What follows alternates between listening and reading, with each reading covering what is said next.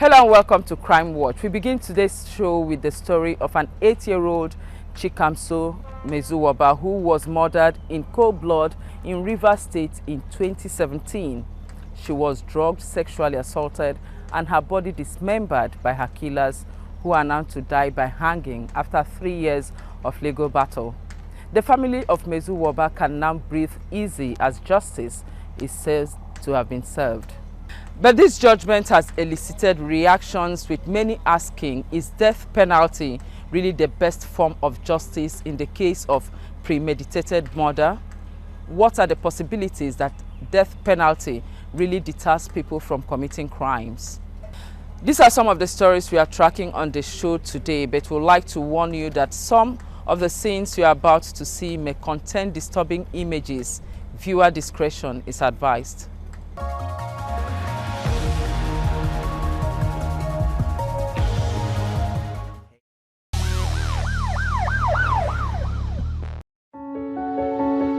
It happened in August 2017. This young happy girl without a care in the world met her gruesome death. She was drugged, sexually assaulted, and her body dismembered. There were no goodbyes nor an inkling that a fate so violent could befall someone so young. How did it happen and why Chikamso? We know that it was a ritual killing, and what is shocking is that it was close to home. Her assailant was a neighbor and came from the same community.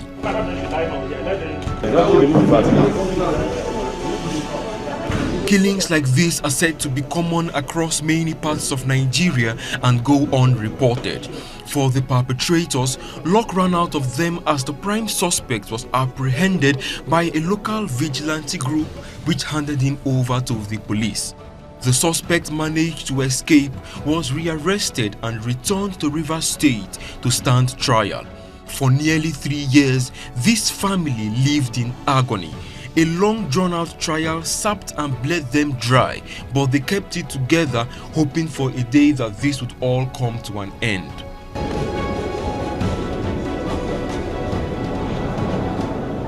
The trial begins, and the long, cumbersome process of getting justice. Various interest groups lent their support. In all, the prosecution called 11 witnesses and put before the court 52 exhibits.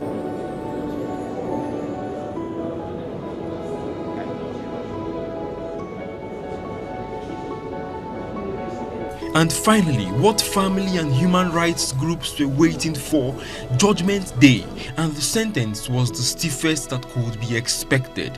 The suspects, Ifeanyichukwu Dike and Ugochukwu Umamiro, are to die by hanging.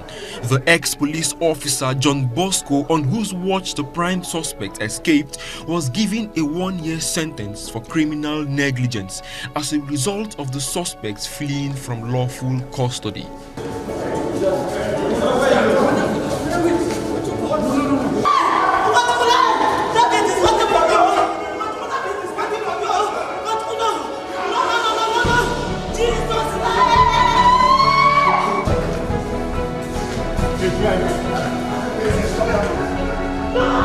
Chikamso's parents, nearly 3 years after her death, and life is not the same. For security reasons, they agreed to speak with me away from their home. The fear of reprisals and death threats sent them into hiding and a life of fear. This is the last known photograph that she took with her mother and older sister.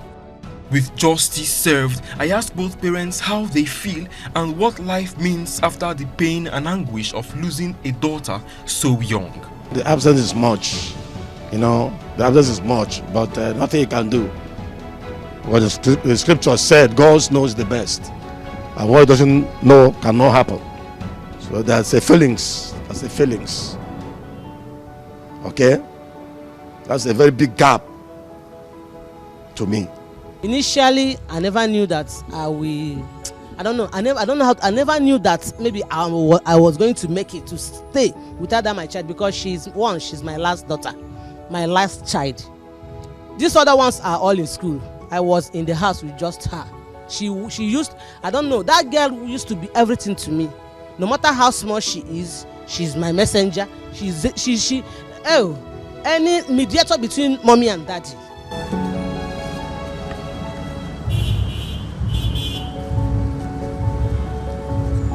Well, of course, God kills, Jesus kills, and also in the scripture, who that kills go by killing and by hanging. So you can't just ask me any question like that. How do I fail? He faced the road of the law. Are you getting me? That's how it's supposed to be. Not me versus the government. They are doing this with the government, not me. But I'm the person that's in hurt. I hand everything to God. It is justice, my brother. It is. It was written in the Bible. Whoever that kills must be killed. Ifeanyi used to be a very good choir member. He carries cross to the altar in the Anglican church. He forgot all these things and killed my daughter. He knows that whoever that kills will be killed. Ifeanyi knows before he killed Chikamso. This was one murder that sparked outrage. Protesters took to the streets demanding justice. It also brought to the fore sexual violence and the menace this poses to women and children.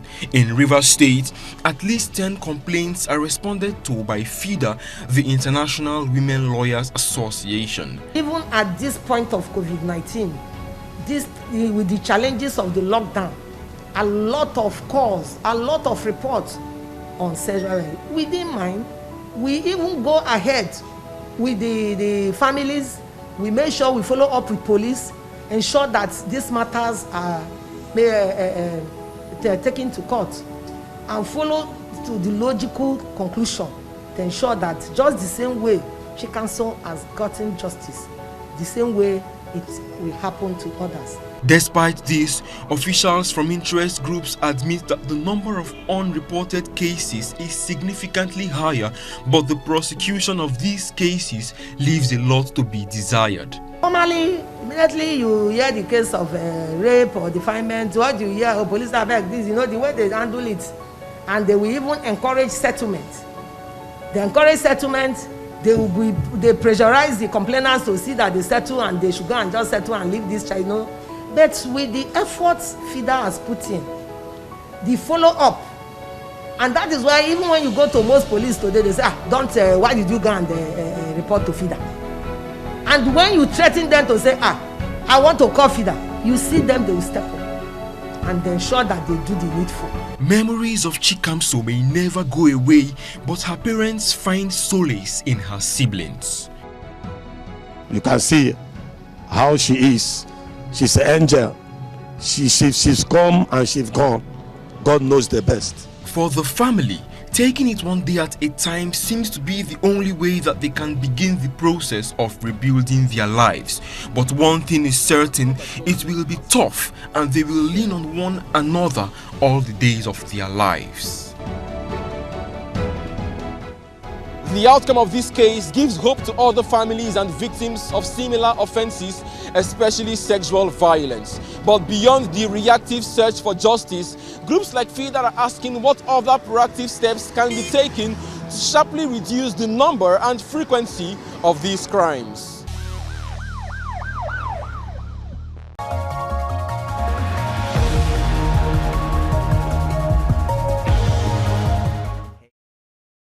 Since the transition to democracy in 1999, death sentences are often given but rarely carried out. After 2006, no execution took place until June 2013, when 4 prisoners on death row were hanged.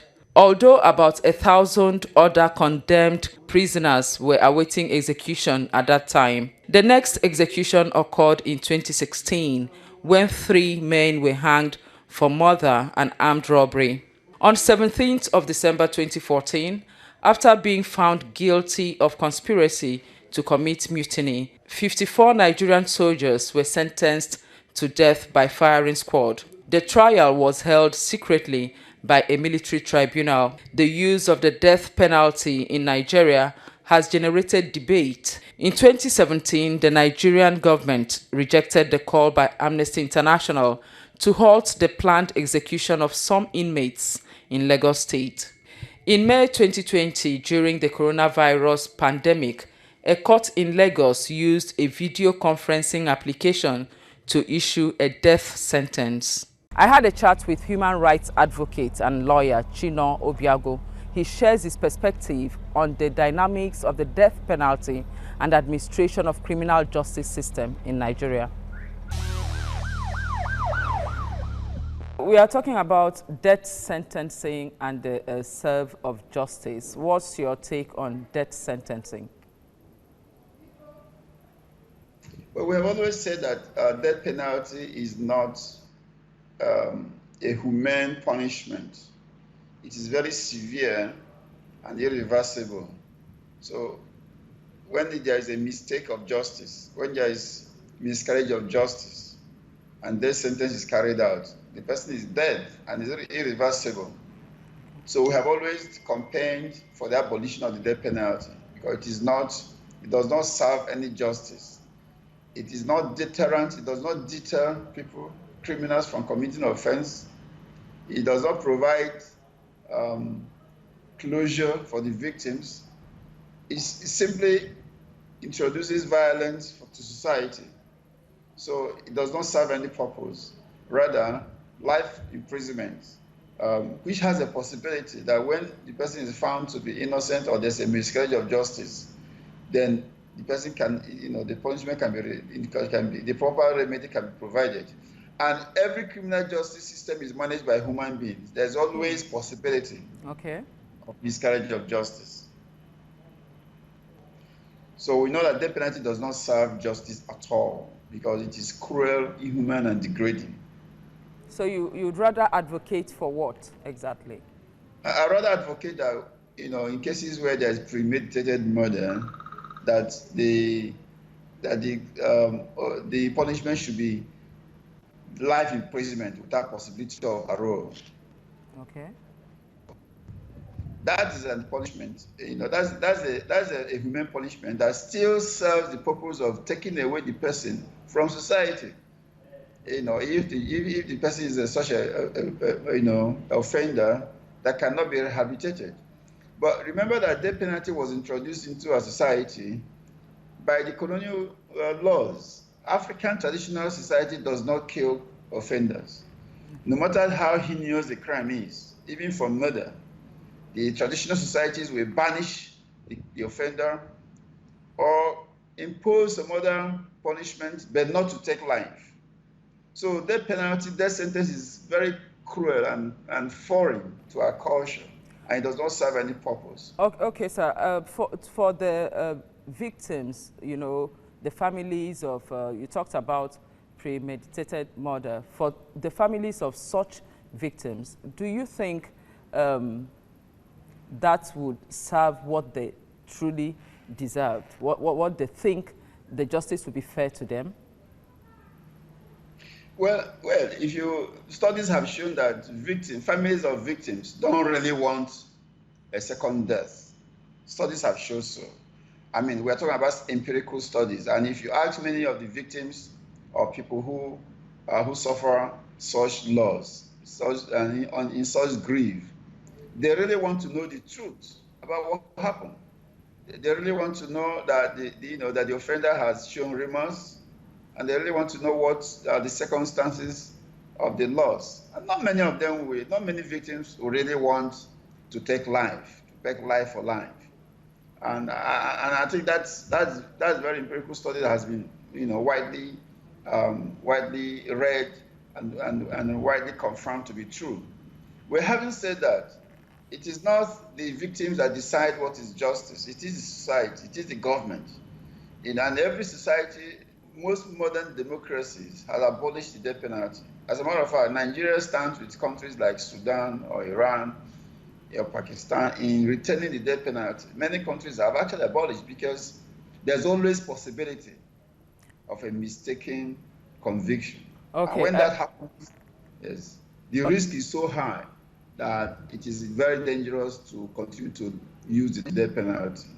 And I'm sure you also know that some of our governors, or most of our governors, are they are not willing to sign this death penalty, they are not willing to give their signature to it. And like you just said, you are also of that opinion that death penalty, it shouldn't be it. the governors are reluctant to sign death warrants because they know that there could be possibility of mistaken conviction. And in the last 10 or so years, only one governor has signed death warrants, which is the former governor of Edo State, Adanto Shimon. Yes, and even at that, it was found out that one of the persons that were killed was mentally ill and not supposed to be killed under Nigerian law. So, and it's irreversible. Now, that's the point, and that's why most governors are reluctant to sign. And what is the implication? The implication is that if you go to death row prison, it is highly congested. There are close to 2,000 persons waiting on death row in this country. And well, even though some of them, are still processing their appeals to the Supreme Court. But continue to sentence people to death when the governors are not even signing and people are not being executed is itself traumatic and itself cruel and inhuman. So I think that society should face the reality that even the political leaders know that death sentence is wrong and they refuse to sign. So why should courts continue to sentence people to death and dump them in death row prison? Many people have stayed there for close to 20 years. Are waiting to be executed, and nobody is even thinking of execution. The Nigerian prison does not even have a functional executioner at the moment. So what happens? So the society is simply living in denial that you continue to sentence people to death, yet the proceedings for execution is completely lacking. And that's what we are saying, that we should reform our criminal justice system to reflect the realities. Okay. If somebody is yes. Since you're talking about reforming and probably abolishing this, what's the process of abolishing it? What's the process? Yeah, the process is for the state houses of assembly, because to amend the criminal code and the criminal laws of the states, because death sentence is provided in the criminal code laws for the offenses of murder or the offenses of armed robbery. Is also provided in the Armed Robbery, Robbery and Firearms Tribunal Act. So it's for the state House of Assembly, because most of these offenses are state offenses. You hardly see a federal offense that carries the death penalty apart from treason. But all other offenses carrying the death penalty are state offenses. So it's for state House of Assembly to pass laws to replace death sentences in those provisions of their laws to life imprisonment without possibility of parole. That's a humane alternative, because it serves the purpose of taking the criminal away from society, which is what the death sentence is seeking to do. It will also be a huge deterrent, even if deterrents, those who want to commit offense don't think about the punishment before they proceed to commit offense. They only think about possibility of apprehension. Okay. So severity of punishment is not a deterrent to crime at all. Let me take you to Rivers State. The killing of the 8-year-old girl in Rivers State. It took 3 years for the family to get justice. Now, what's your take on delayed justice dispensation by the courts? Well, that is part of the reforms we are talking about, because, at the moment, the process of trials and prosecution is very tedious, and it took 3 years. Some cases have taken even much longer to be concluded. It is very unfortunate that the incident happened and the little girl was lost her life. But you remember that even those convicted are still pleading their innocence, and that is the reason why it is important that the appeal court should look at the record and be sure that they are really guilty. Remember that even in societies that are said to be advanced, there are always discovery after many years that the person convicted and sentenced is not actually the person who is guilty. I mean, we heard about the Birmingham 13. We had cases about the innocent persons, the exonerated, even here in this country. So, of course, when there is such a heinous crime as the little girl killed in Rivers State, it is very painful and very traumatic for the families. But we also need to know that justice is also about fairness, about truth. And I think that the justice system needs to live up its responsibility, because any system that wants to take life must also give justice.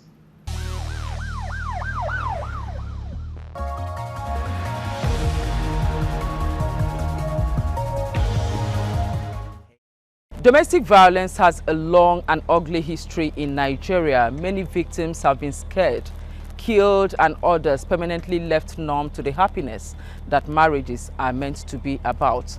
But the narrative seems to be changing. Now the social media is helping victims speak out and law enforcement agencies clamping down on culprits.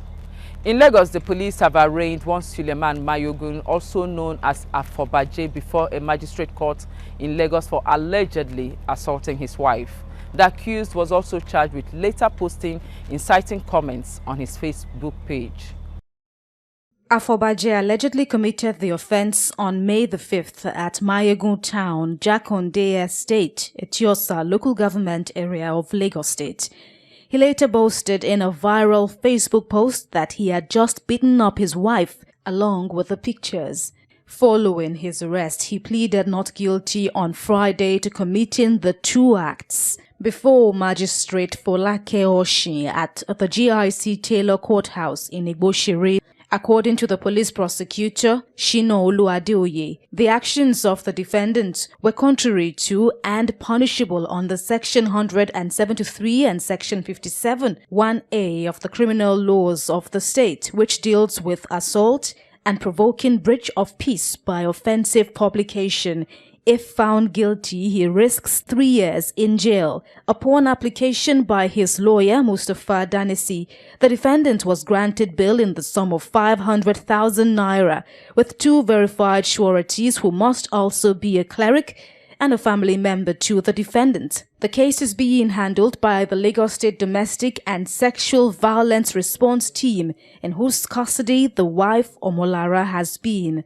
According to the team head, Titilola Adeniyi, preliminary investigations conducted revealed that this isn't the first time Mr. Mayogun will beat up his wife. She has been taken to the hospital. You can see her. She has some plaster on her distance, so she's receiving treatment, and she's also pregnant. So with one kid, she's pregnant. I've been in close contact with her since the incidents. I even called her this morning.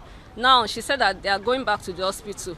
The Lagos State Domestic and Sexual Violence Response Team that was on it. So we had to follow up so that they will know that other people are aware of this. And thank God that the Lagos State is involved, so I'm sure justice will be served. Afobaje was arrested after the Lagos State Agency alerted the police in Area J. But the AIG in Zone 2 says residents can also make reports to the police about cases of sexual and gender-based violence. If you see anything in your community, that is why that structure of community policing is the best way of solving crime and criminality. It is quite a mundane issue. If you see something wrong in your community, try to get, even if it is your traditional ballet, your traditional ruler, try to get to the nearest police station or any security outfit and pass over that information to that outfit. Even to a media house, you can pass over that information, because if it gets to the right place, it will get to the security agencies, and then that issue can be tackled and that issue can be analyzed and handled.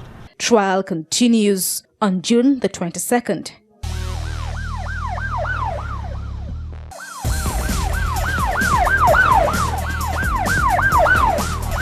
Online scammers are taking advantage of the fear surrounding the coronavirus pandemic. Here are some tips to help you keep scammers at bay.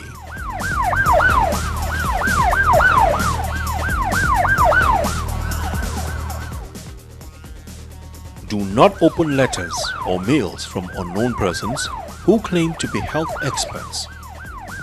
Be mindful of fake news, deliberate misinformation, and avoid circulating unverified messages.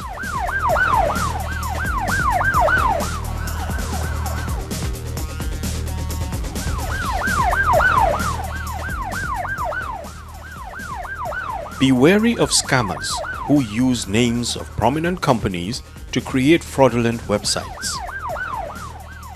Use strong passwords to secure your email and social media handles.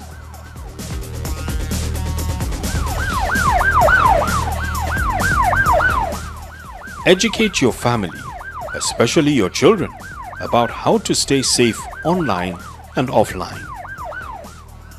If you become a victim, ensure prompt report to the police.